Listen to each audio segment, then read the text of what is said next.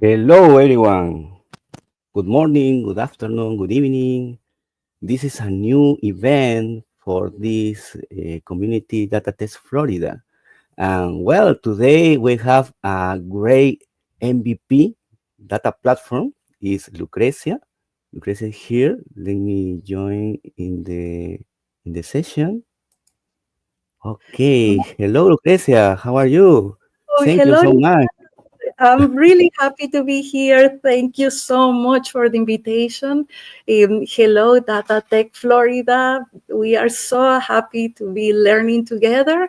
So thank you for joining today. It's a lot of learning. So again, thank you very much for having me here.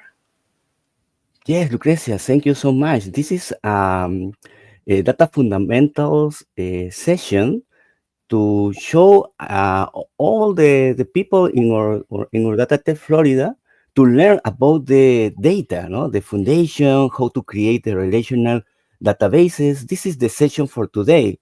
Uh, what happened today with that topic, Lucrecia? Tell us.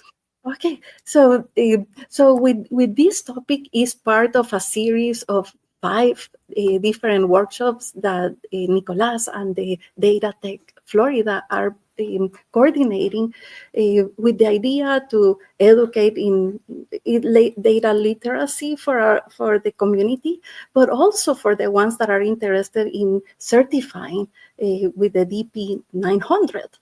So by doing these five sessions, if this is the first one, the last one was already recorded back in April and is available. So I recommend if you have not watched that one, go back and watch it, and then register for the next ones with the idea of getting certified. With everything that is moving so fast in technology, everything is AI. If you see, data is the fundamentals of everything. So we need to be aware to be able to be more productive. So that's what we are going to be exploring today, is how we can spin off or implement in Azure uh, a database. So that's what we are going to be exploring and learning together today. So Hey, again, thank you so much. thank Yes, you, Nicole. it's amazing. The data is the foundation for the AI today. No, it's very important to know the foundation. No, to explain in more detail. No, how to train the model, how to ChatGPT is asking the question. No, because behind the scene is existing the data. No, the data is very important. But Lucrecia, tell us about you. How about your experience? How about your journey in the data world? Thank you, Nicolas. So I started many years ago as a COBOL programmer. Back in those days, the programmer was the business analyst. It was the programmer, and we were creating our own databases. So as you see, things have changed a lot. Now, each of these roles is going to be a different person. And that's how it started. From there, in the early 2000s, I did the MCSC and MCDBA, and I really, really enjoy the how everything was evolving from mainframes to then the Microsoft servers. And then fast forward, I move into the technical project program management, uh, implementing these projects. So it has been really useful in my journey, how I have had the technology background of doing it hands-on. And the past 5 years, I have been working as a solution architect. That is a combination in between understanding what is the customer needs, the business analysis component, and then translating all of that into the technical aspects of how to implement the best solution for the customer. And in the process since 2018 is where I start with the Power BI and the data. Since last year, I'm MVP in the data and Power BI. and with everything that is happening with the AI, you see, we are just connecting the dots of how all these technologies are evolving, and is, as they say, garbage in, garbage out. So it's really important that the data is in good quality, that we understand. Even if you are working as an analyst, you are going to be required to connect to the database. So maybe you are not going to be the one creating the database, but it's important to know how it's hosted, how we can run queries, how can we extract the data, and as we are learning all these little building blocks, everything is adding up to be a well-rounded technology person. Great, amazing journey, that's that's Lucrecia. that's, It's amazing. that's my journey. And if you see, I have do a lot of trial and error. So I started with computer science, then I did a master, and then I have been doing certifications. If I can tell people that are starting right now, is go to learnmicrosoft.com, and you are going to be able to get up to speed in really short time. That is really relevant to what the current technologies. So I think that that's a great place to start. Okay, Lucrecia. Well, the people is waiting for you. Okay, this is your session. Okay, go ahead. Thank you so much for staying here with the community, Lucrecia. Thank you for the invitation. So let's move to the PowerPoint presentation, and let me see. Can you see my presentation? Let me start sharing. Do you Yes, see it's all good. this? Okay, perfect. Okay, Okay. so as I was saying, this is a session number 2. Make sure that you watch the number 1 if you have not done it. That is the data fundamentals. Now we are going to be exploring how to install or spin off a relational database in Azure. We are going to be exploring the relational data concepts, and also we are going to be navigating the Azure services for the relational data. The learning objectives of this morning is going to be identify the characteristics of a relational data. We are going to be defining what is the normalization. Then we are going to identify types of SQL statements and relational databases. And you are going to notice that a lot of people, when they are mentioning SQL, they can say SQL or SQL is equally valid. Some people use the SQL, other people use SQL. uh, but they are going to be talking in the same thing. Then is the identify the options for the Azure SQL services, the identity options for open source database in Azure, and then we are going to be provision the database service in Azure. A provision for the ones that do not know what is the provision in IT terms. A provision is when you are uh, like ordering the database or spinning it off can be another word.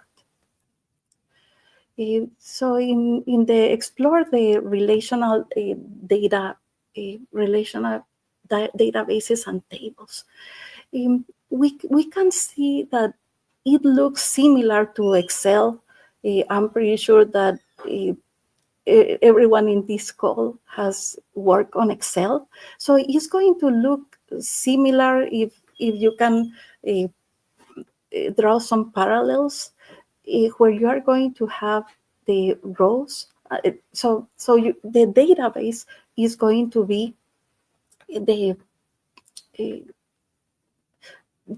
the database is the one that is hosting the what is called the schema, that is going to be the definitions of your tables. So data is going to be organized in tables. So if you see right here, we have customers, products, orders, line items. Each of these one is going to be the tables. And then inside the tables, we are going to have the rows, and then we are going to have the columns. The columns are what is called the fields. And then eh, like the shell that is going to be hosting all of this is going to be called the schema.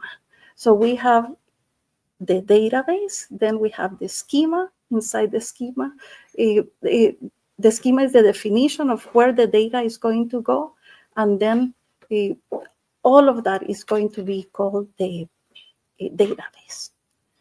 And then when we are defining, each of the is going to have attributes. So you are going to have like the name of the field or column, and then is going to each one is going to have the data type. And then you can also specify how long, if for example is a characters.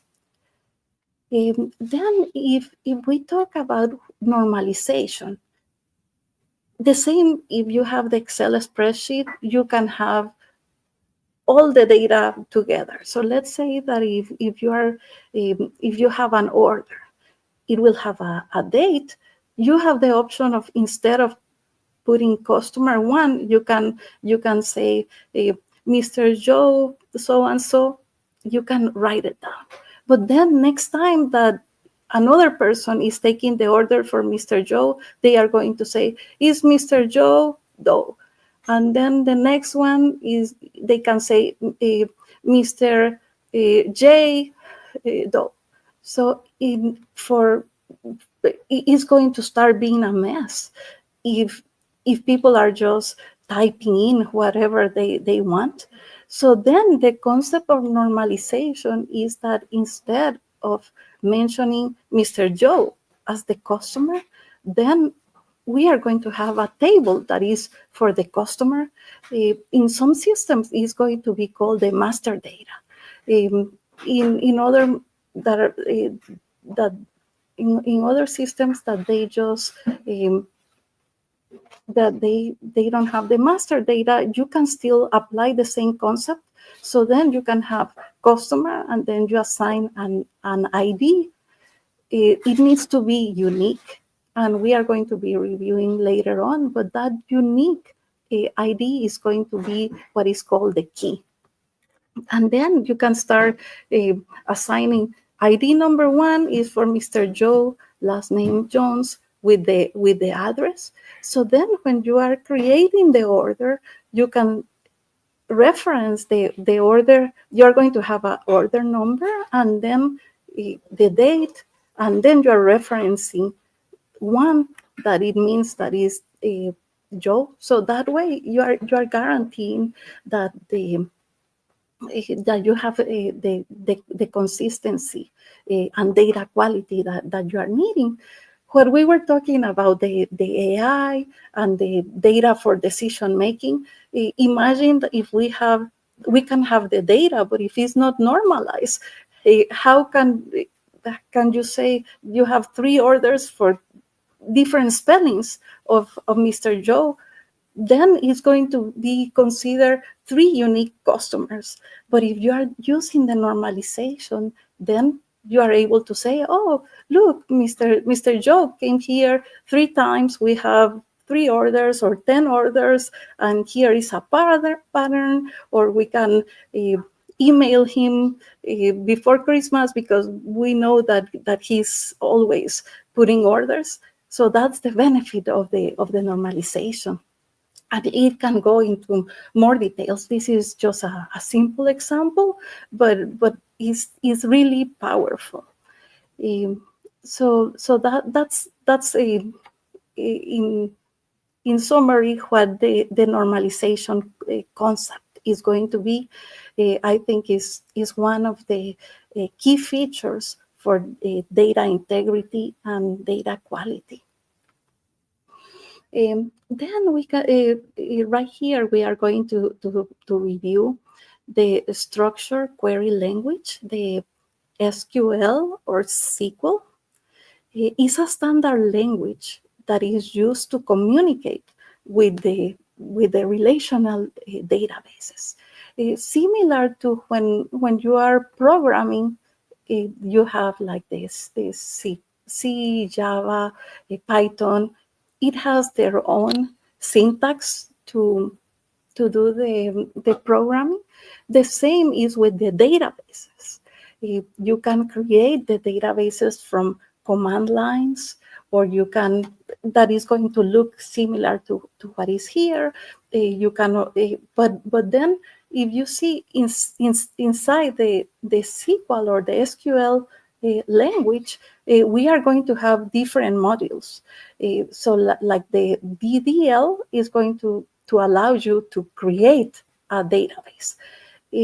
And with the modern way of doing databases, you can do it from a user interface where you are just going to say the add database, add table. So you can do it in a menu, but you can also access the same database through these different um, modules. And it can be also from command line. This is the standards of the SQL is maintained by the organizations ANSI and ISO. They are the ones that are making sure that across platforms they are using certain standards. Most of the RDBMS systems support proprietary extensions of the standard SQL, and then we are going to start exploring into more detail. So we have the DDL, that is the data definition language. In this one, you can create, alter, drop, or rename a database. So if we are creating, is as the name is saying, you are creating, you are specifying.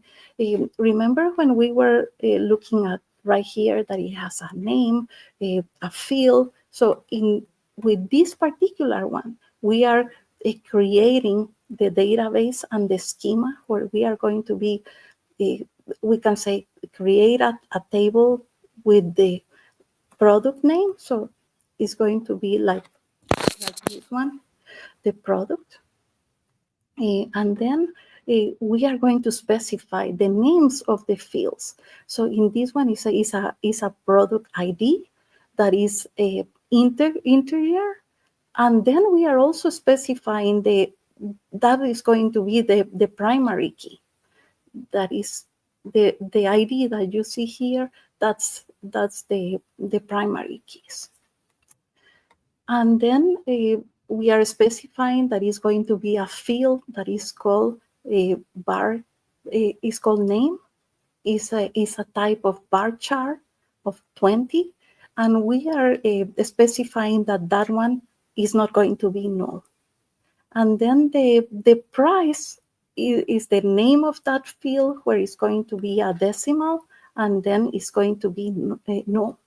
If we run the DDL with these specifications, then this is the resulting table that we are going to create. Then the same thing with the data control language, DCL.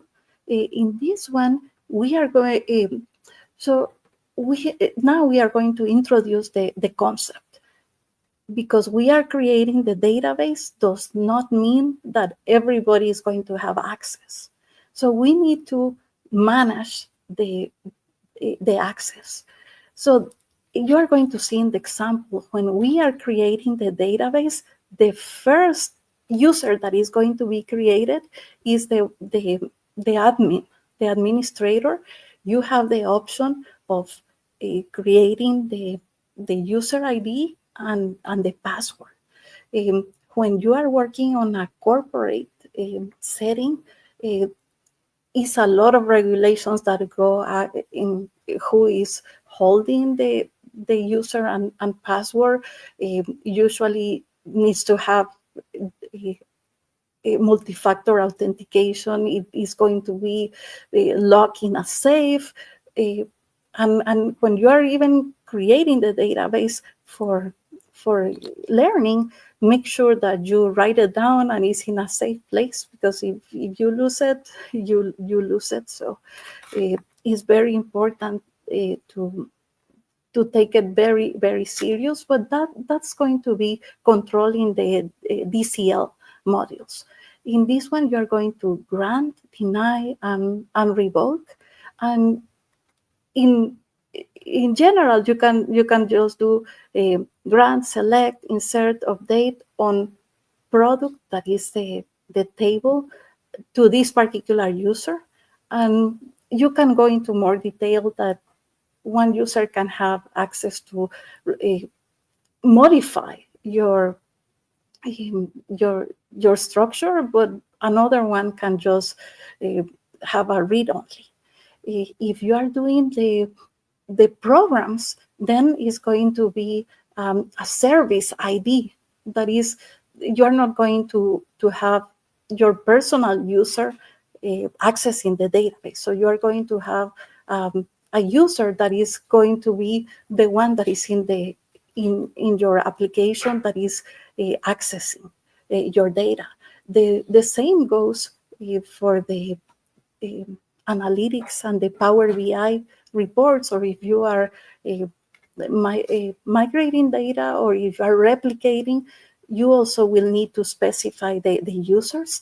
So in this module, we are going uh, really basic, but I want you to understand that is a lot more that needs to be planned, but it's going to be in the same place. You are going uh, to give access, deny, revoke the access in the same place, either if it's a service ID or if it's a personal ID for your user.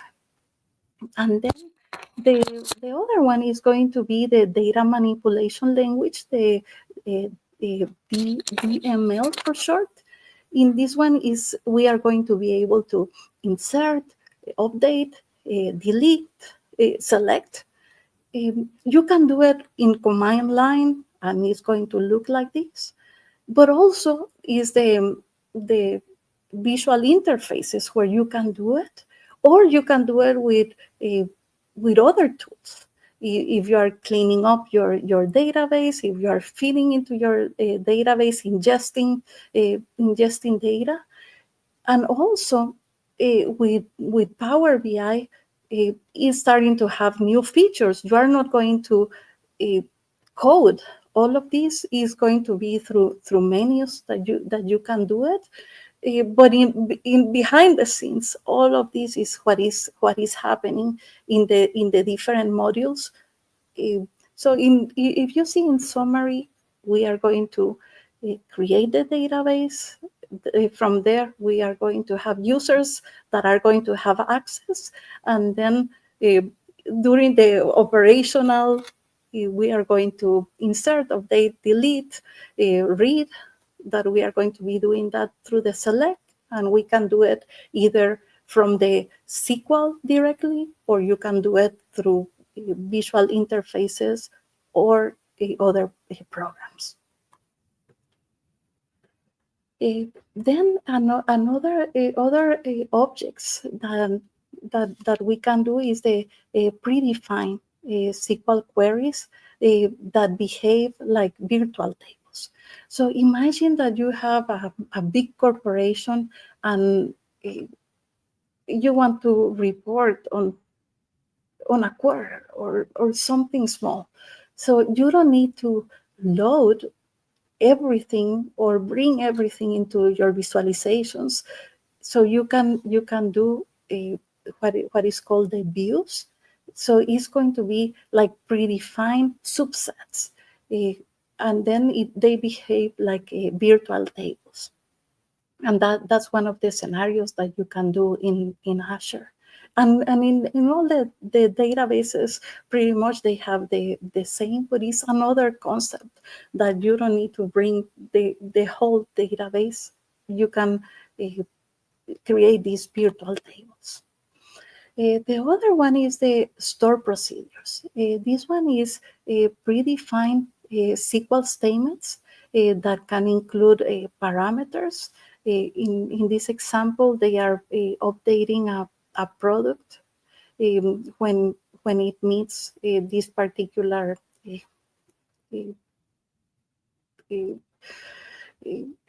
uh, uh, a specific rule that we are specifying.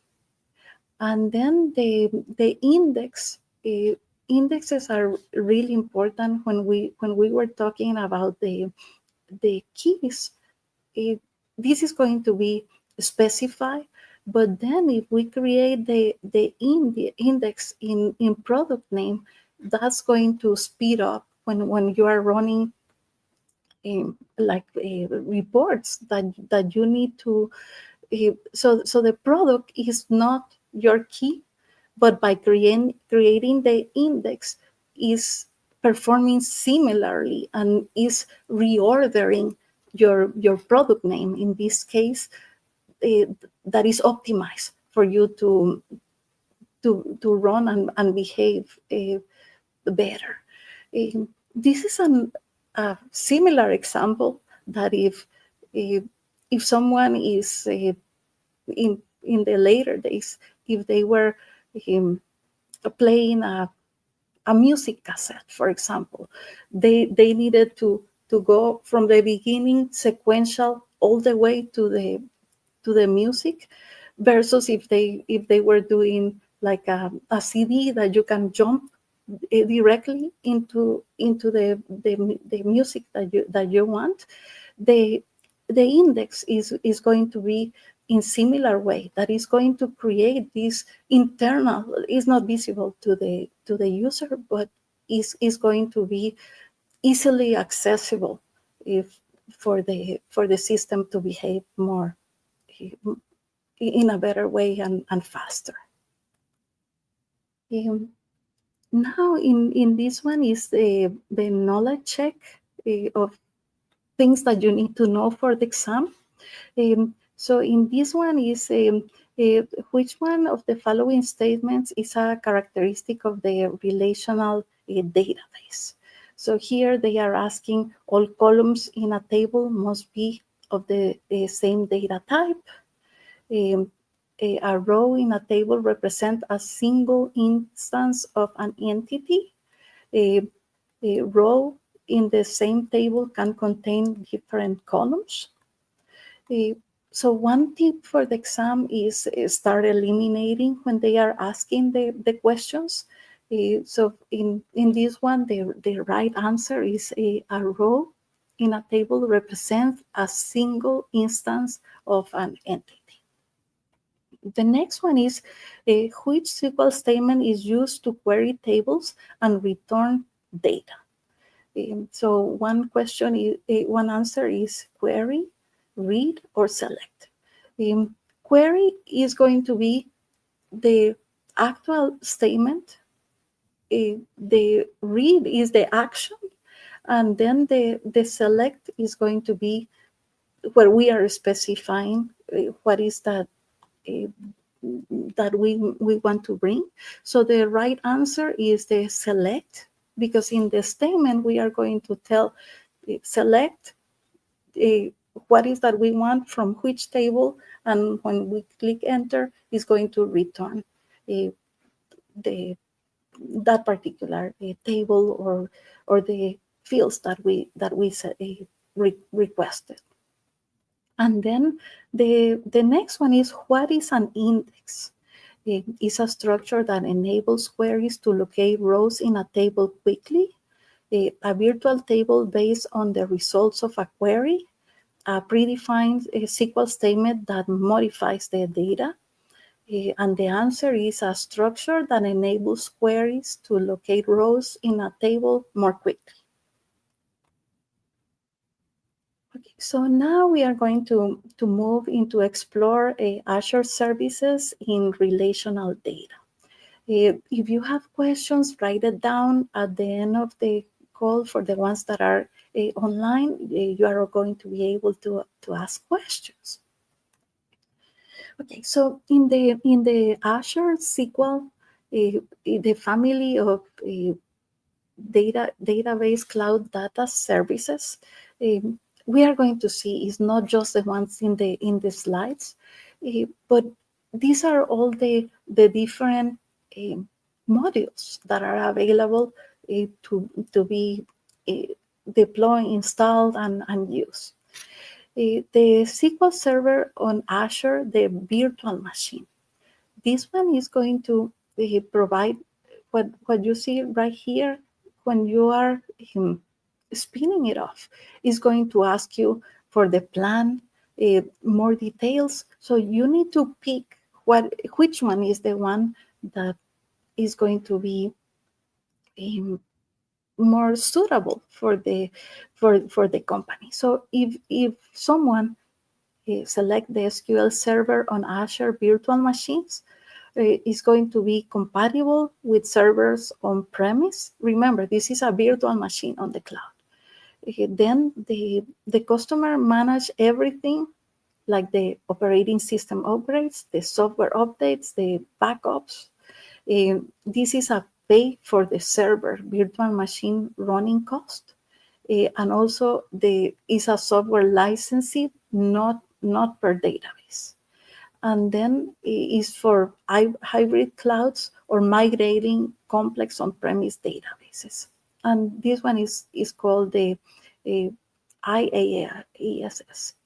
Then the managed instance, that's another option.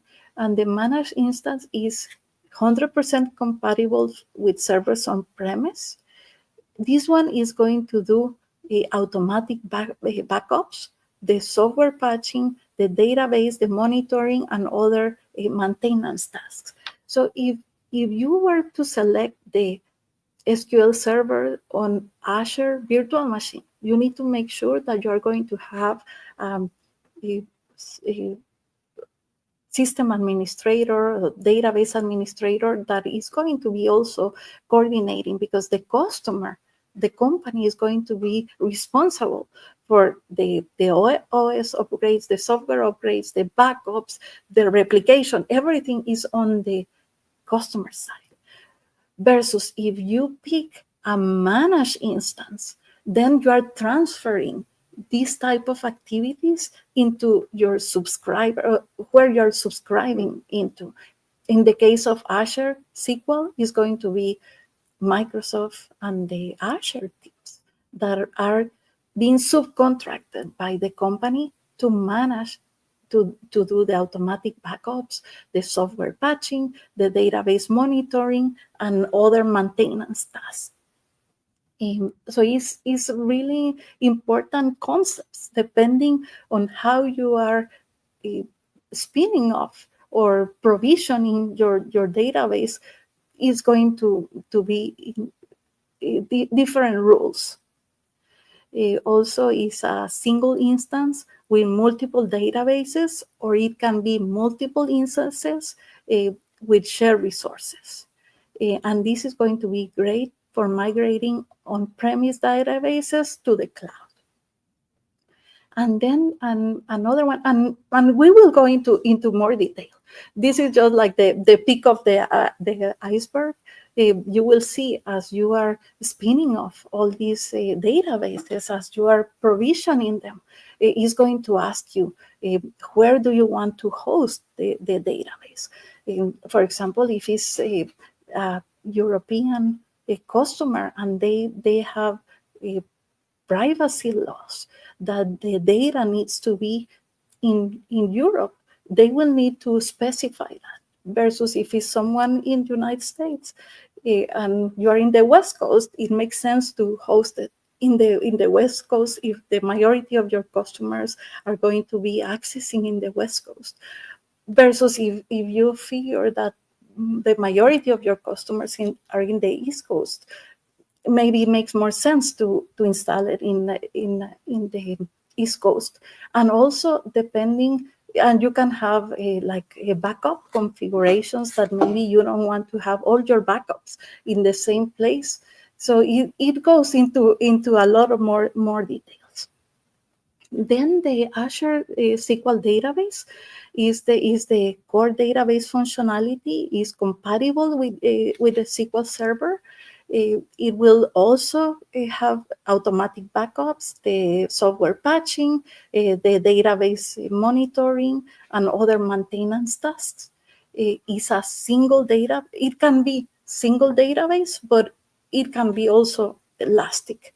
With the single is the concept that is just one database, but if it's the elastic pool, it is, for example, if a company knows that during uh, the Thanksgiving week they are going to be having spikes, and they need uh, to spin off more of the same applications and databases, then they can go into the elastic, where they can dynamically configure. It can be manually spin off, or it can be configured. If you are at 80% capacity, then do it automatically for me.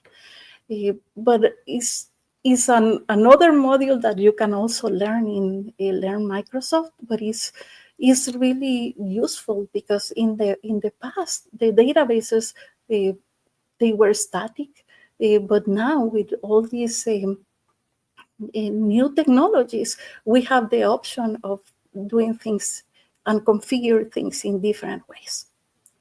And this is new for cloud-based applications. Also, in the Elastic is two concepts. One is that the your database can grow, but also you can expand horizontally by spinning off more services. Another concept that we are going to explore is the open source. Azure Managed Solutions for Common Open Source RDBMS. So one is for MySQL. MySQL is another database. Is also a PaaS. In this implementation is a common one that is used for Linux, Apache, MySQL, PHP, and application architectures. Um, we are going to be exploring that. uh, for everything that we are seeing right now, you will need to have a Azure account. If you want to start experimenting, like with my MySQL, it's a service. Let me see, give me.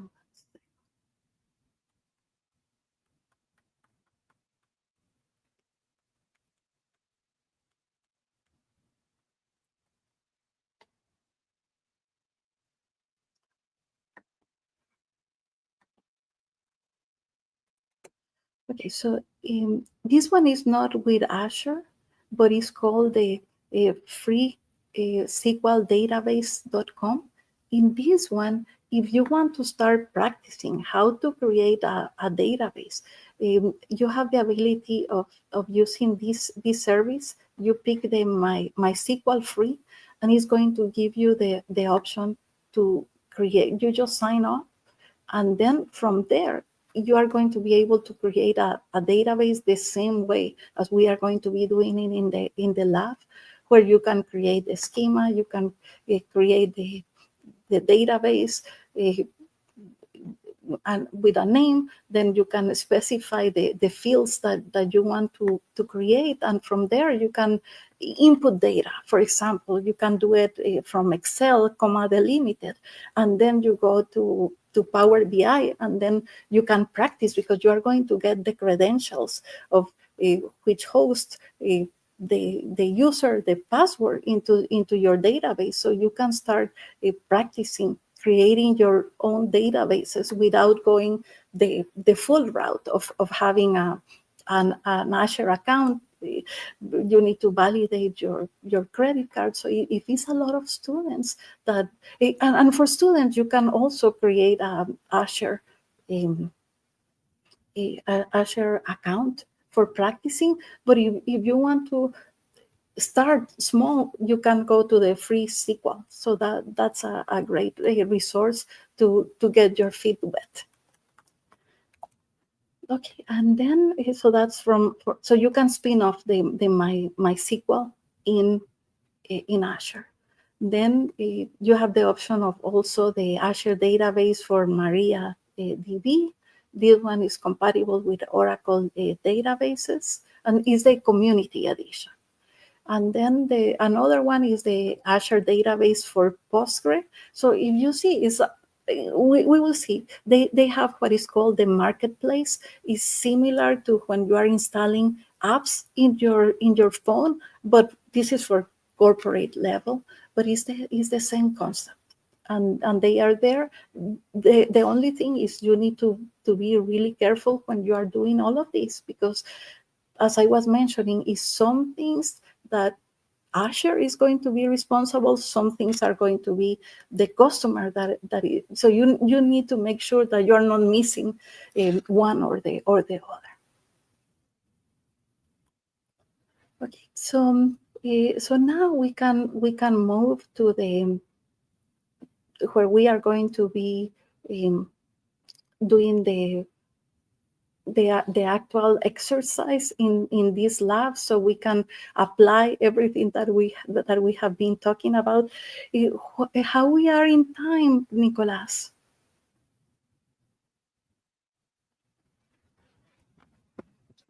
Yes, it's good the time, Christian. Okay, problem. Okay, perfect. So we are going to move into the virtual machine lab. Okay, I already have here this is the main Azure screen. Uh, the steps before this one is you will need to have um, an account. If it's a corporate one, you will need to go through all the checks, who's paying. So, but for practice, you can sign up. They have the ability to give you for some services 30 days, for others a year for you to test. They give you $200 in Azure services for you to test it out. If it's students, well, and for the personal, you will need to add a credit card. Even that they are not charging you, you still need to put a credit card. That makes me a little nervous because I don't know if I'm turning something on that I'm going to be charged or not. If anyone in the group are students, you have the option of activating with your university or um, university or college ID, and then you get an email, you get authenticated. For that one, you don't need a credit card. So that's what I was mentioning, that you can start practicing with the free SQL database. With that one, you don't need a credit card, and they host your database up to 5 MB for free. Okay, so let's start. So what we are going to do right here is to provision the Azure. You are going to go here where is the create a source. And then all the modules that I was sharing with you in the presentation. Give me 1 second, it's not this one. Okay, so the modules that you see right here, like the MySQL, MariaDB, Postgre, Oracle, Azure SQL Database, all of this is what you are going to find right here. So depending and if, you will see. So is the Azure is the cloud that is hosting it. But from here you can spin off or provision different. So the one that we are going to be doing for the example is the SQL database. But if you see, let's say you want uh,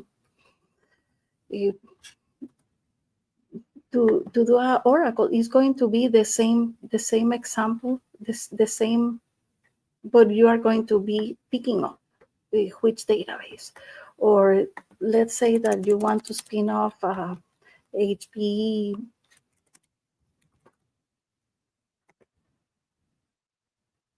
So look, you can spin off other services from other companies. Um,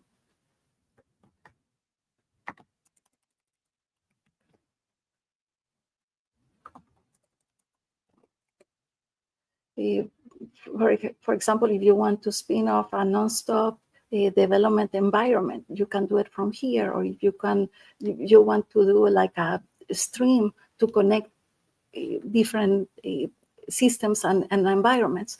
This is how you are going to install everything the same way as you do it in your phone. So this is the marketplace. So for this particular one, we are going to be doing the Azure SQL. And then if you see right here is the Azure. So we are going to say create. I already did some pre-work because we had a limited time. Um, the one that we are doing right here is this SQL database, and then I will hit create. But if you see, depending on the solution that you are um, spinning up, or what you want your architecture to look like, you are going to start plugging in from different areas. So in this one, we are going to be doing the SQL database, and then I will click create.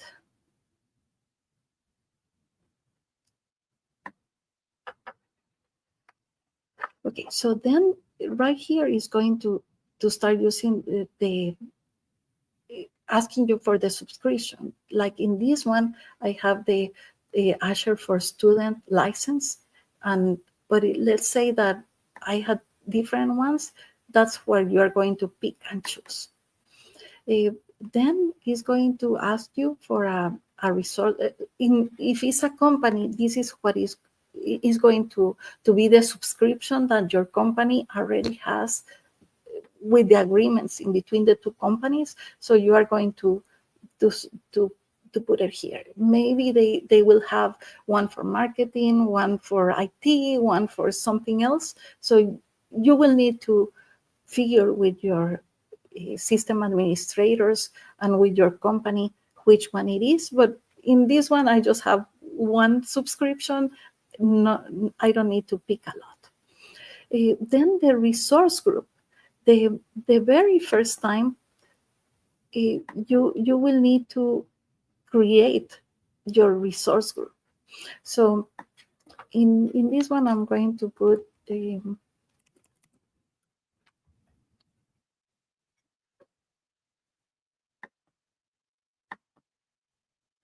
so it's going to be right here. So next time it will it will be already here, but since here is empty, I'm going to create one. But here, the resource group, let's say that is going to be for an app, or it's going to be for a department. This is where you can create a resource group for that particular group. For the effects of the demo, let's call it demo. Then we are going to create the database name. The database name that we are going to be using for this one is Adventure Work.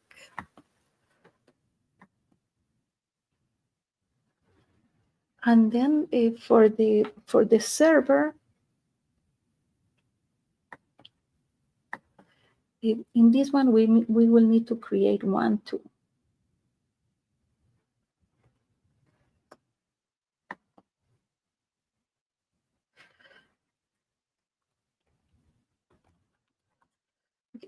So then, depending on your subscription, you are going to be able to create in different zones. These are the zones that I was telling you about.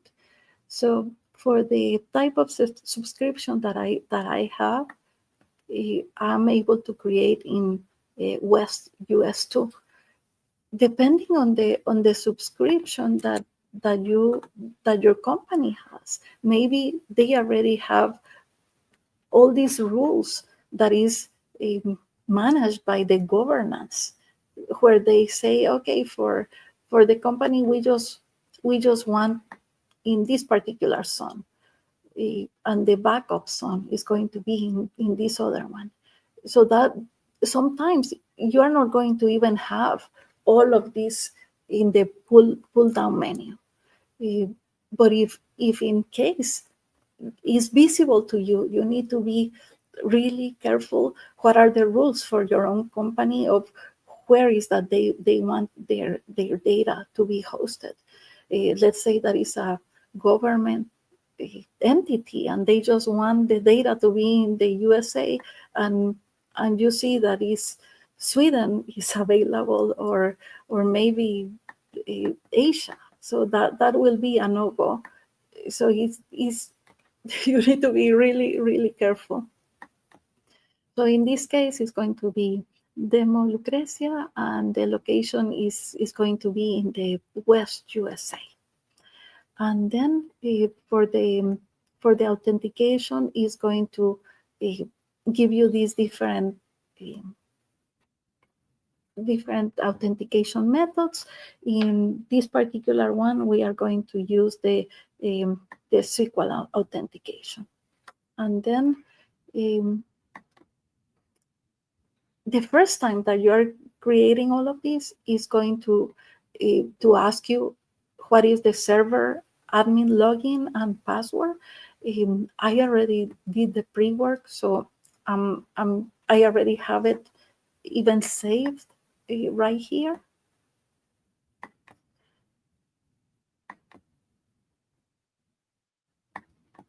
And so this is the administrator that I was telling you about, that we need to be really careful where is that you are uh, writing it down.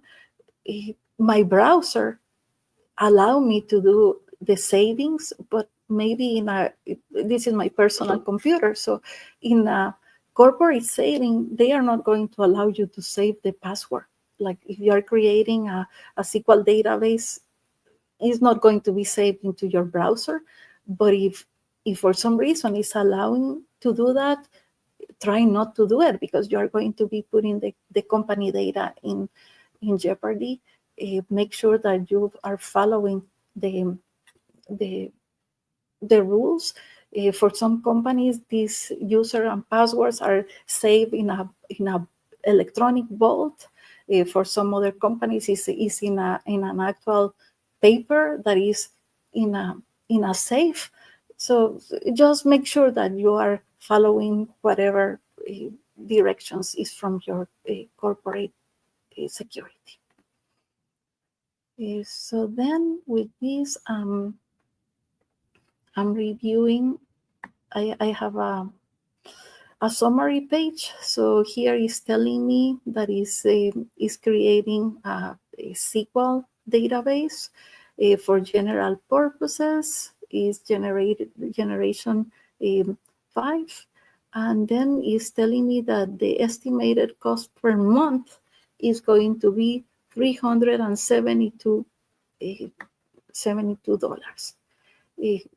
Depending on the size, depending on so like right here, the redundancy zones is if one zone goes down, then another one can pick it up, where it's being backed up, all of that. So you can configure, and depending on your choices, or how big you want the database. As the database is growing, then the price is going uh, to change. So now let's go back here. So we already create the we did the create the database. So then with the adventure works, this is a pre-made a table or example. So this is how it's going to look like. Um, but you are going to be able to create. So the first step is create the database. From there, you are going to create like the tables, the fields, everything that we were um, exploring in the presentation.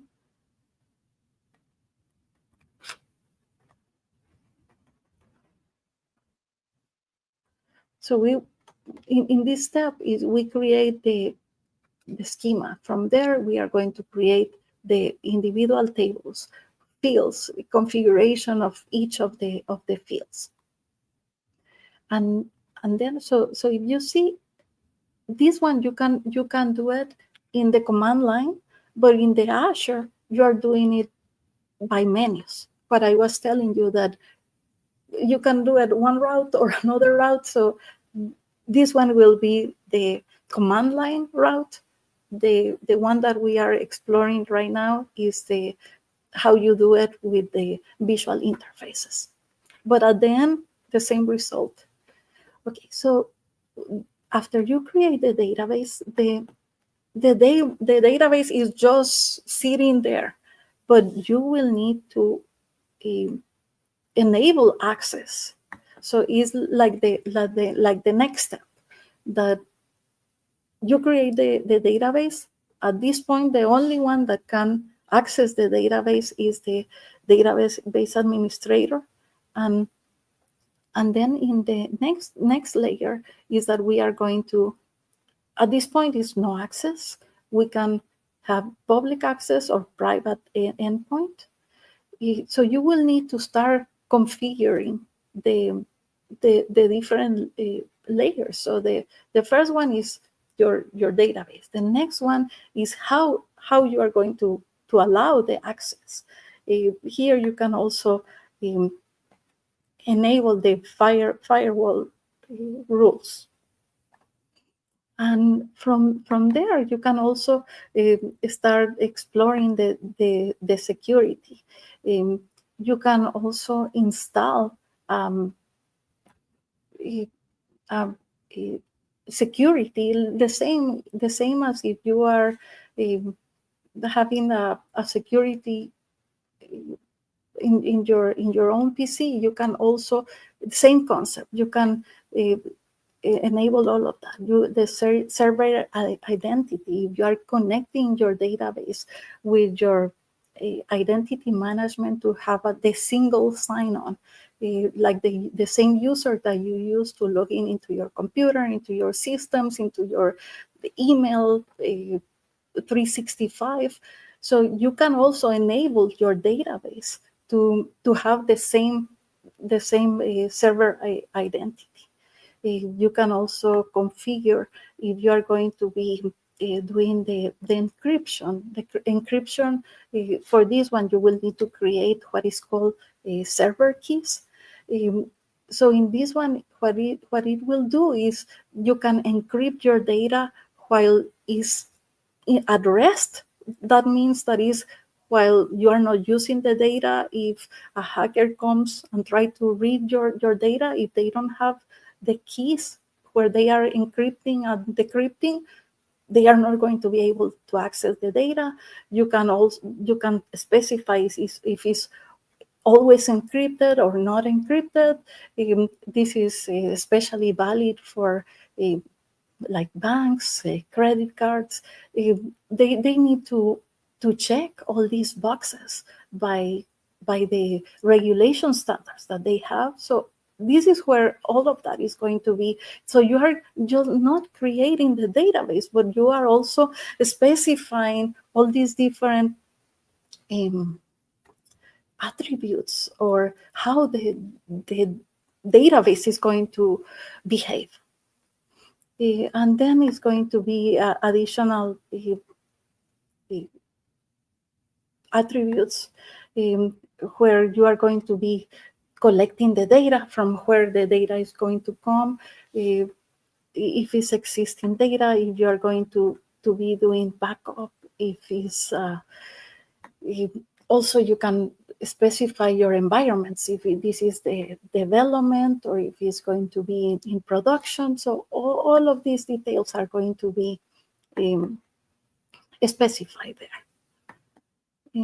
And then here is the details that I was already showing you, the estimated cost per month, all the different specifications.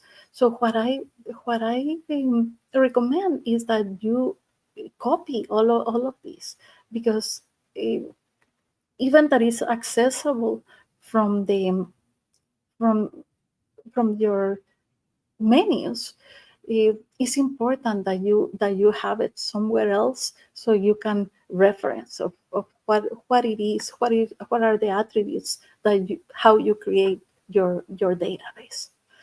um, this is also especially important when auditors are coming in. They are going to ask, do you keep track of all of this? How is that you are authenticating? Are you in compliance with everything that they need? Maybe next year is going to be a new regulation, and Azure will need to implement something else. So you will need to have handy all of these configurations. And imagine this is just for one database, but if you have 20, 30, 50, you need to have a way to understand all of this. So that's about the installing, configuring, the provisioning. Okay, so from there, um, there, remember what we were talking about, the command line. So if you go to the query editor preview and then you select the tables, then in the box that is query, that's where we are going to be able to um, go into the command lines. Give me 1 second here. Okay, so if we have like the select, like commands like the ones that you see right here, we are still able to do that type of work in the, it's not here. Give me one second. Okay.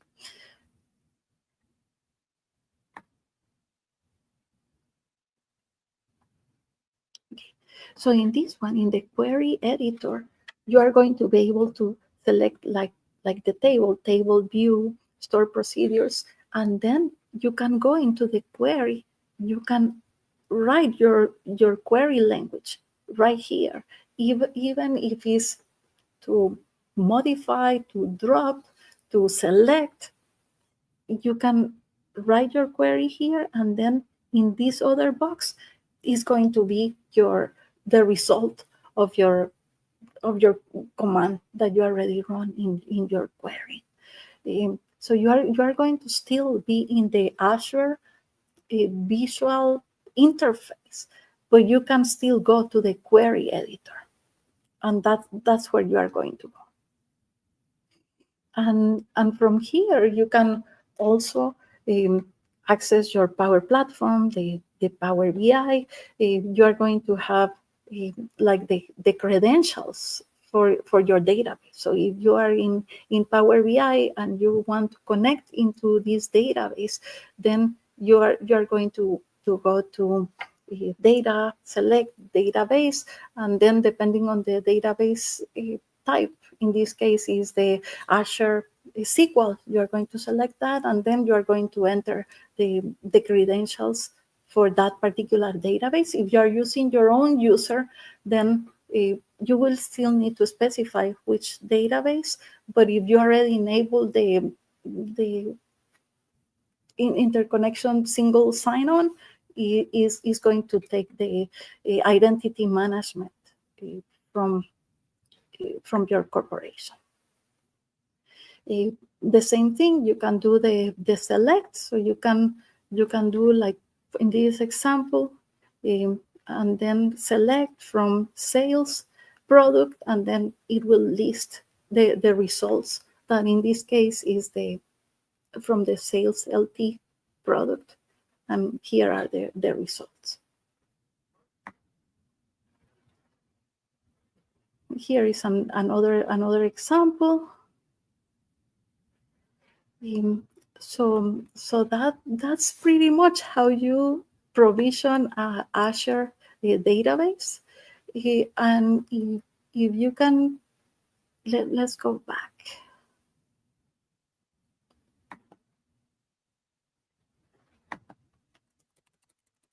So that's for the databases. So let's see Oracle, for example.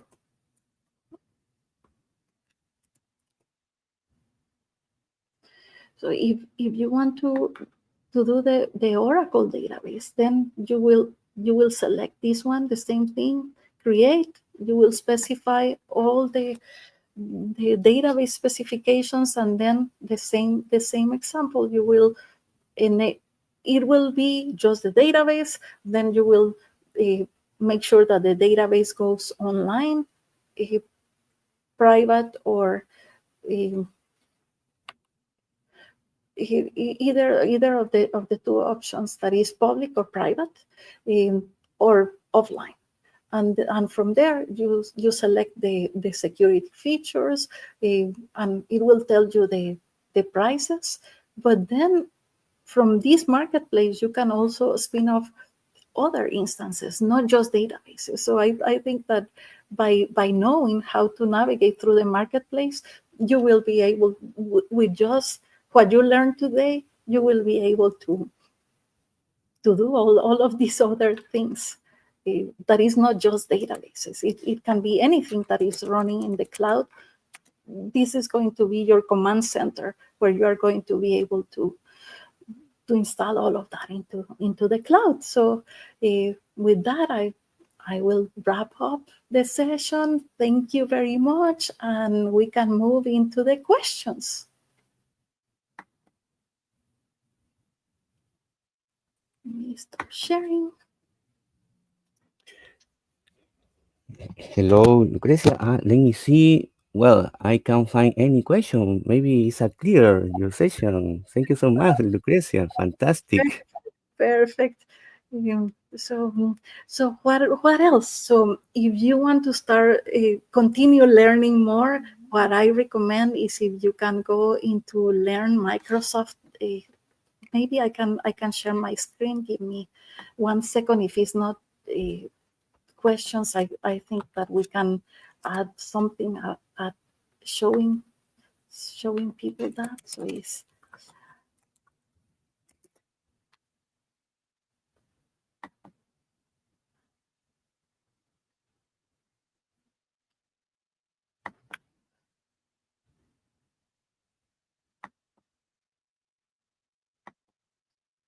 logging in. Give me 1 second here, Nicolas.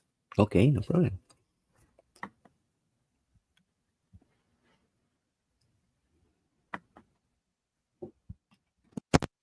Okay, so let me share my screen.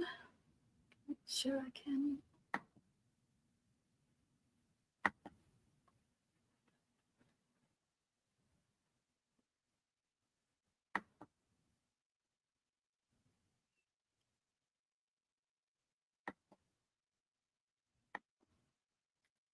Okay, let me know if you can see it. Yes.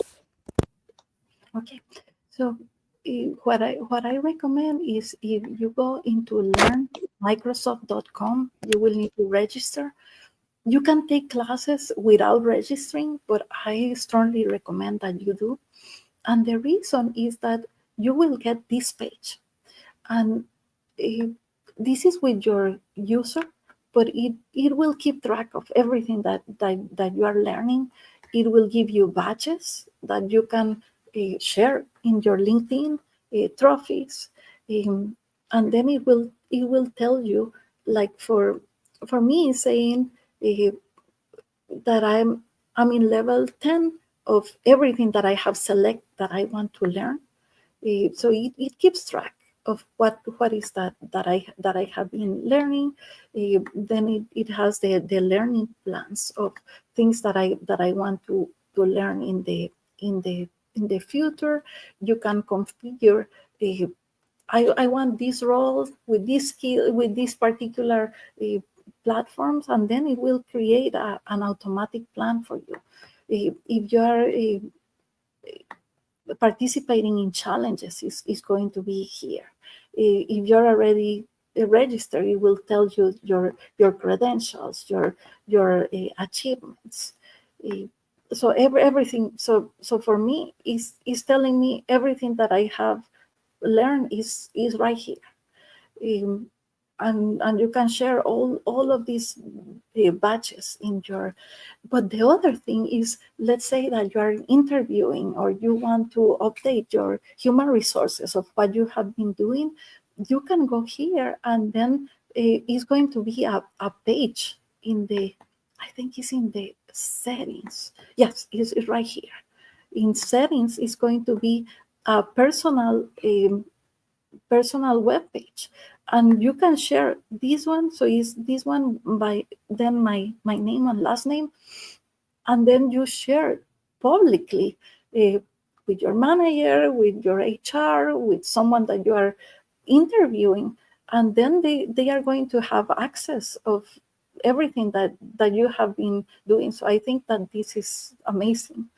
uh, then in the other thing is, let me go right here.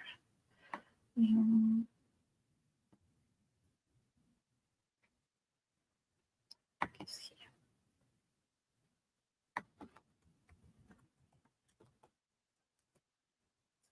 so let's say that you are preparing for the PL 900. So here you are going to have all the training, and then what you will do is, remember what I was telling you of the levels. So if this is one of the what you want to do, you will add. So you will add this one, and it will go into your profile. So then next time that you come here, you can just continue. If you want to learn by career paths, you can say, okay, I want to learn administrator, app maker, business user, data engineer, for example. And then right here is going to tell you an official plan, and then you just add this particular plan, and then you will have everything that you need. Instead of browsing 3,000 items of training, it, it will be everything that you need for that specific role. Let me show you, I think, for the PL 300. This one is a good example. I have done that one, I don't know, maybe 2 3 times, because they keep changing. So, but it's a nice example to illustrate. Let me see if I can show you what I want to show. Um,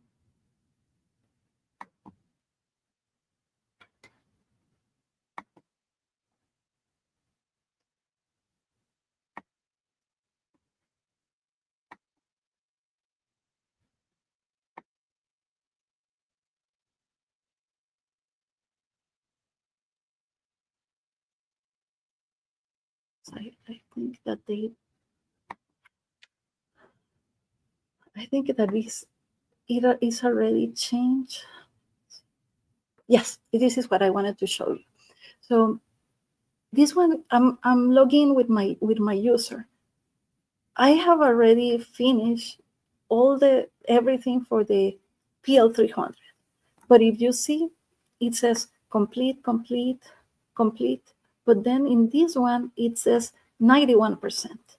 So what it tells me is new features, new things that were added to the product that I still need to learn the extra 9% for this one. So it's a nice review to be able to compare. I already have it. I know that I did it, but I can come here and then I can go and see exactly what is the areas that I need to refresh. And this is handy. Let's say that someone already uh, pass a certification and they need to recertify. So they and not just to recertify, just to be up to date with everything. So then you know exactly which areas is the ones. So these are the modules that I need to go and revisit. Um, so I think that we can wrap up with this. If it's no extra questions, let me stop sharing. Yes, very interesting, Lucrecia. Another advice for our members is about to share the transcript, no? The transcript and put in your resume to see your certification, no? You can get the URL in that page and copy and paste in your resume and Yes. everything can see, no? Okay, it's data engineering, data fundamental, I Power BI analysis, no? Okay, it's very important to share your your Accomplished things. certification. Yes, Yes. yes, yes. But very interesting. Huh? I, I remember the Microsoft Learn have many roles. No, maybe you need to learn to data engineering. Okay, you can choose the path, data engineering path. No, or maybe I don't know, data scientist. No, it's very famous. Okay, or now it's fabric. No, fabric engineering. Okay, you can get that correct. Information, no? But great resources to share with the community, Lucrecia. Yes, and the other nice thing, Nicolas, is that uh, let's say that the identity management that we were talking about. So that topic is valid maybe for cybersecurity track, but is valid also for the Azure fundamentals. So if you already took that particular module, when you are doing the Azure fundamentals, it's going to show that you already did it. So it's going to be at 100%. So it's not that you are redoing. If you already took that module, you already proved that you know it. And if you need to revisit, you revisit, but you will have the awareness of, oh, this is the same thing that and what I'm finding is that Microsoft is really good at reusing a lot of things. Like the Excel right now, they are using the same engine for the ETL of the Power BI. So it's a lot of building blocks, and the Learn Microsoft is going to give you that visibility. So I think that's great.